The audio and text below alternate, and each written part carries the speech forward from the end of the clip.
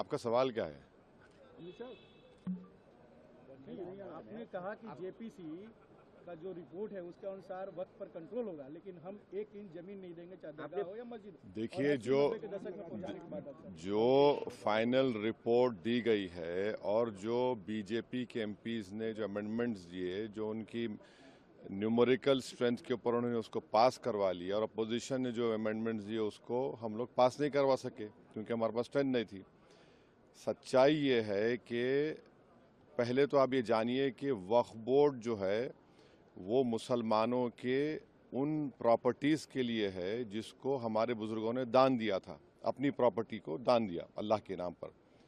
उसमें मेंबर आप बना रहे हैं नॉन मुस्लिम को नंबर 1, और उसमें नॉमिनेट करेंगे, इलेक्शन नहीं होगा अभी स्टेट वक्फ बोर्ड में। आप नॉमिनेट करेंगे तो उसमें मेजॉरिटी नॉन मुस्लिम मेंबर्स भी हो सकते हैं उसमें। सेंट्रल वक्फ काउंसिल में भी ऐसा ही होगा। दूसरी बात यह है कि limitation act Hindu endowment board पर, सिख के गुरुद्वारा के ऊपर, क्रिश्चियंस पर अप्लाई नहीं होता, तो वक्फ बोर्ड पर क्यों लिमिटेशन एक्ट अप्लाई करने जा रही है सरकार? तीसरा यह है कि कलेक्टर या उसके अबाव ऑफिसर्स को कोई पावर ही नहीं है, आप उनको पावर देकर एग्जीक्यूटिव कंट्रोल करना चाह रहे हैं। चौथी बात यह है कि वक्फ यूज़र, जो वक्फ यूज़र है जिसको बाबरी मस्जिद, राम मंदिर में सुप्रीम कोर्ट ने अपहेल्ड किया, उसके पैराग्राफ्स लिखे उसके बारे में, उस जजमेंट के मुताबिक राम मंदिर बन गई, और उस जजमेंट में जो वक्फ यूज़र के बारे में सुप्रीम कोर्ट ने कहा है, सरकार उसके बरक्स, उसका ऑपोजिट काम कर रही है। ऐसे कई अमेंडमेंट जो सरकार पेश की और फिर इस JWC में उसको बीजेपी के और उनके अलाइज ने पास किया, उससे वक्फ बोर्ड ख़त्म होकर रह जाएगा। ऑन पैरिटी, जब हिंदू एंडोमेंट बोर्ड्स में नॉन हिंदू नहीं बन सकता तो नॉन मुस्लिम कैसे बनेगा? यहाँ पर सिर्फ गुरुद्वारा प्रबंधक कमेटी में सिख ही बन सकता है। आप यहाँ पर क्यों बनाना चाह रहे? और एंक्रोचर्स को आप रिवॉर्ड कर रहे हैं लिमिटेशन एक्ट अप्लाई करके। ट्राइब्यूनल में आप क्या करने जा रहे हैं? तो ये तमाम चीज़ें, उससे एक ही मकसद है कि जितनी वक्फ प्रॉपर्टीज़ है सरकार उसको छीनना चाह रही है, जिसमें मस्जिद भी है, दरगाह भी है, खानखा भी है, कब्रस्तान भी है।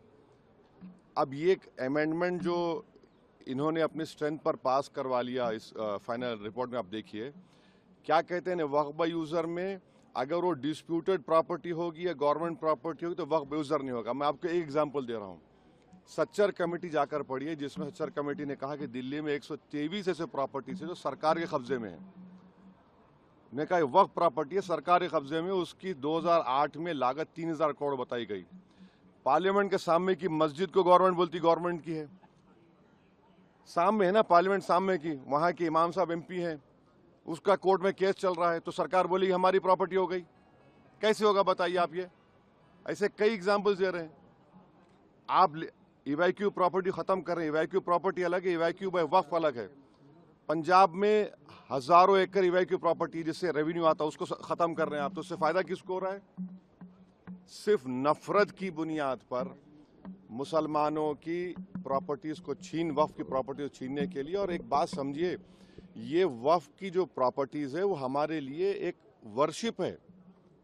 नमाज हम पढ़ते हैं मगर ये भी हमारा एक वर्शिप है, उसको हमको उससे महरूम करना चाह रहे, ये हम इस कह रहे हैं। तो इनका मंशा और मकसद तो वो एक ही है ना, वक्फ प्रॉपर्टीज बचाना नहीं है, छीनना है।